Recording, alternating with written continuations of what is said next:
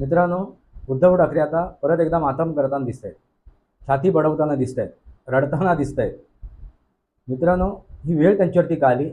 पण त्यानंतर जे काय शिवाराळ भाषा वापरली, कमरेखालच्या गोष्टी केल्या, टोमणे मारणं, ह्याच्या गलिच्छ राजकारण करत आहेत ते उद्धव ठाकरे. आणि दुसऱ्याला दोषारोपण करत आहेत, दुसऱ्यावरती आरोप लावत आहेत.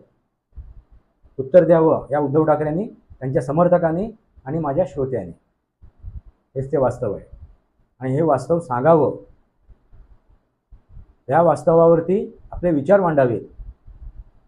वास्तवावर बोलू काहीतरी माझ्या शृंखलेला सबस्क्राईब करा, बेल आयकॉन दाबा, माझे विचार पडेल लाईक करा, आपले विचार कमेंट बॉक्समध्ये मांडा.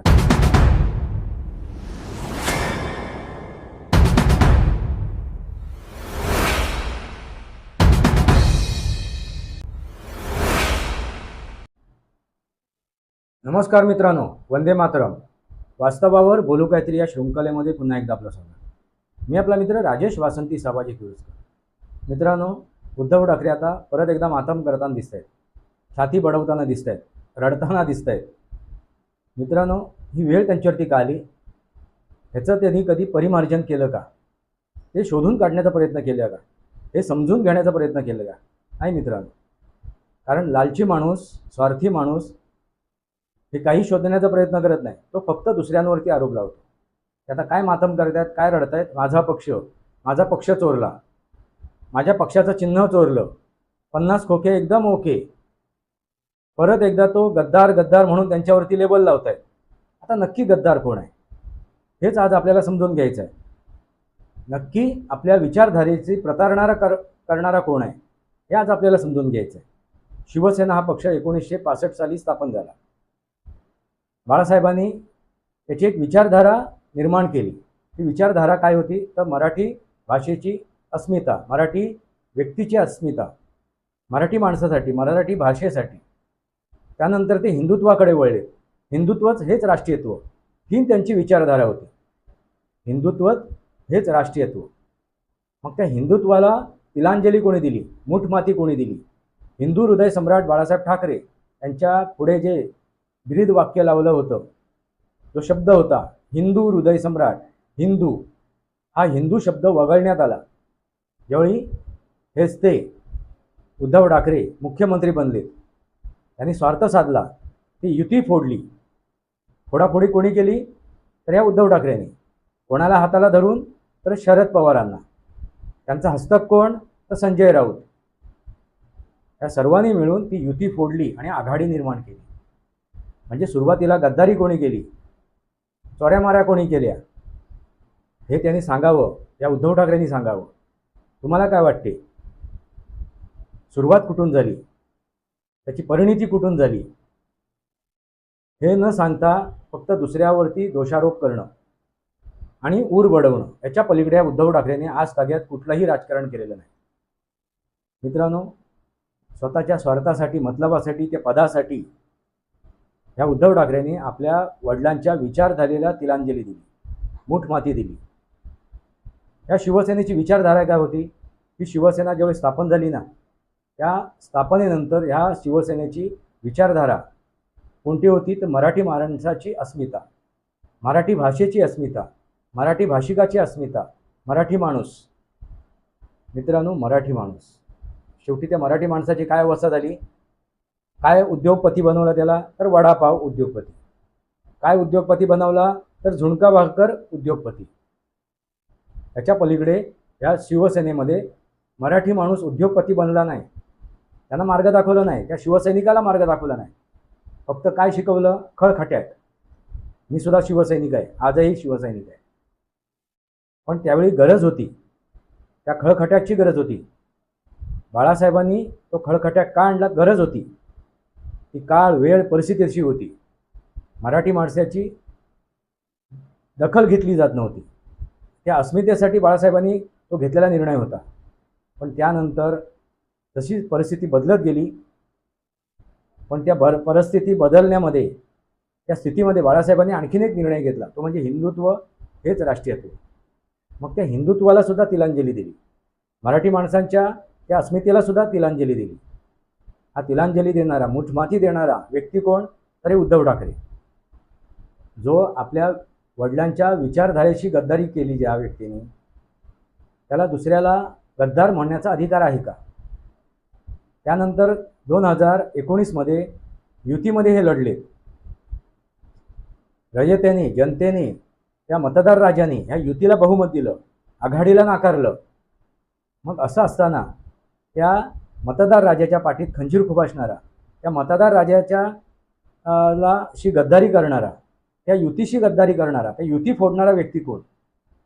हेच ते उद्धव ठाकरे, हेच ते संजय राऊत, हेच ते शरद पवार. आज ते मातम करतायत, आमचा पक्ष फोडला. शरद पवार म्हणतायत, अरे तुम्ही राजकारणच फोडाफोडीचं केलं. शरद पवारनी पहिली फोडाफोडी कुठे केली तर आपल्या पक्षामध्ये, म्हणजे काँग्रेसमध्ये. ज्या संघटनेने त्याला मोठं केलं, नाव दिलं, त्यांना पद दिलं, त्या संघटनेची फोडाफोडी सुरुवात कोणी केली? हे कल्चर कोणी आणलं तर शरद पवार, शरदचंद्रजी पवार. आणि त्याच मार्गावरती हे उद्धव ठाकरे गेले. 2019मध्ये त्या शरद पवारांचा हात धरला. आणि हात धरवणारा कोण? तर हा संजय राऊत. मित्रांनो, या संजय राऊताला राज्यसभेवरती पाठवलं नाही आणि संजय निरुपम यांना राज्यसभेवरती पाठवलं. त्याचा राग होता या संजय राऊताच्या मनात. त्यांनी घेतलेले हे सगळे काय आहेत? बदली आहेत. या उद्धव ठाकरेला नेस्तानाबूत करण्याचा घेतलेला हा त्यांनी बांधलेला चंग आहे. त्यांना ना त्या बाळासाहेबांशी आत्मीयता होती, प्रेम होतं, ना त्या विचारधारेशी प्रेम होतं. त्यांनी हा उद्धव ठाकरेंना काँग्रेसी बनवलं, त्या विचारधारेचं बनवलं. म्हणजे बघा, कारण शेवटी उद्धव ठाकरेला आपण साधा सरळ गरीब बोलण्यात अर्थ नाही आहे. कारण लालची व्यक्ती, ही लालची व्यक्ती, आणि लालाच्या पोटी, स्वार्थापोटी, मतलबापोटी त्यांनी ती युती फोडली आणि आघाडी निर्माण केली. ज्या आघाडीला ह्या जनतेने नाकारलं होतं, त्या मतदार राजांनी नाकारलं होतं.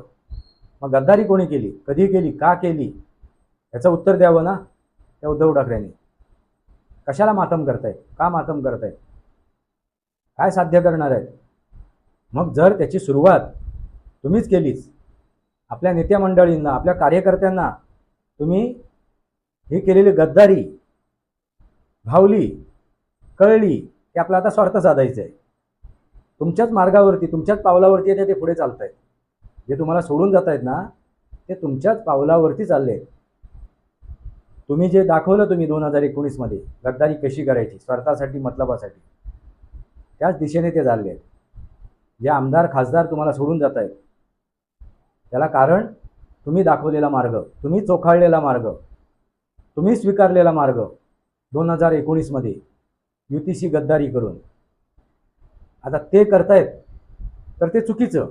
आपला तो बाबी आणि दुसऱ्याचा तो कार्टा. आपण करू ते चांगलं, आपण करू ते योग्य. दुसऱ्याने केलं तीच गोष्ट दुसऱ्याने केली तर अयोग्य कसं काय? साधा सरळ प्रश्न आहे माझा. मातम करण्याचे काय आवश्यकता आहे? एकतर तुमचं नेतृत्व कोणाला मान्य नाही आहे. त्यांनी संधी साधली, तुमच्याकडून तिकीटं घेतलीत, ते सांसद बनलेत, ते आमदार बनलेत, खासदार बनलेत, विधायक बनलेत. काय चूक केली त्यांनी? स्वार्थ साधला, मतलब साधला आणि मग तुमच्या तोंडाला पानं पुसली. कारण तुम्हीच मार्ग दाखवलात ना तो 2019मध्ये गद्दारीचा. 50 खोके एकदम ओके. त्या काँग्रेसकडून 50 खोके घेतलेच असणार तुम्ही. मग त्यावेळी तुम्ही जे केलं ते योग्य होतं. आणि आता भारतीय जनता पार्टी करत असेल, ते एकनाथ शिंदे जर करत असतील तर ते अयोग्य कसं काय? मग ते आमदार खासदार करत असतील तर मग ते अयोग्य कसं काय? त्याचं उत्तर द्यावं. त्यांच्या समर्थकांनी सुद्धा, त्यांच्या चाटुकार नेत्यांनी सुद्धा, ज्या संजय राऊतांनी जो विडा उचललेला आहे या ठाकरे घराण्याचं नामशेष करण्याचा, ते कार्य करतायत. इमाना इतबाराने करतायत. कोणाचा इमान ठेवलाय त्यांनी? काँग्रेसचं. कोणाचा इमान ठेवलाय त्यांनी? राष्ट्रवादी शरद पवारचं. आणि ते अगदी प्रामाणिकपणे तो अजेंडा राबवत आहेत. कारण शेवटी त्या संजय राऊतांना सुद्धा दोष देण्यात अर्थ नाही आहे. बेवड्याबरोबर बेवडाच बसतो, चोराबरोबर चोरच चालतो, गद्दारांबरोबर गद्दारच चालतो. मग गद्दार कोण आहे? चोर कोण आहे? कोण आहे? हे आता उत्तर द्यावं. आपले विचार कमेंट बॉक्समध्ये मांडावे. उद्धव ठाकरे मातम करतायत, रडतायत, छाती पिटतायत, दोष देतायत, टोमणे मारतायत, शिव्यागाळ करतायत. आजपर्यंत न झालेलं राजकारण या उद्धव ठाकरेंनी घडवलं. गद्दारीचं राजकारण, म्हणजे याच्या अगोदर गद्दारीचं राजकारण झालेलं आहे. शरदचंद्राजी पवार यांनी त्याचा पायाभरणी केलेली आहे. त्याच मार्गावरती उद्धव ठाकरे चाललेत. पण त्यानंतर जे काय शिवाराळ भाषा वापरली, कमरेखालच्या गोष्टी केल्या, टोमणे मारणं, याच्या गलिच्छ राजकारण करतायत ते उद्धव ठाकरे.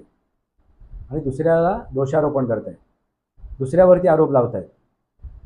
उत्तर द्यावं या उद्धव ठाकरेंनी, त्यांच्या समर्थकांनी आणि माझ्या श्रोत्यांनी. हेच ते वास्तव आहे. वास्तवावर बोलू काहीतरी. मित्रांनो, लक्षात आलं का काय परिस्थिती आहे? आणि आपण वास्तवावरच बोलतोय आणि हे वास्तव सांगावं, या वास्तवावरती आपले विचार मांडावेत. वास्तवावर बोलू काहीतरी माझ्या शृंखलेला सबस्क्राईब करा, बेल आयकॉन दाबा, माझे विचार पडेल लाईक करा, आपले विचार कमेंट बॉक्समध्ये मांडा. तुर्तास इतकंच. भारत माता की जय, वंदे मातरम. जय भारत, जय महाराष्ट्र, जय सनातन.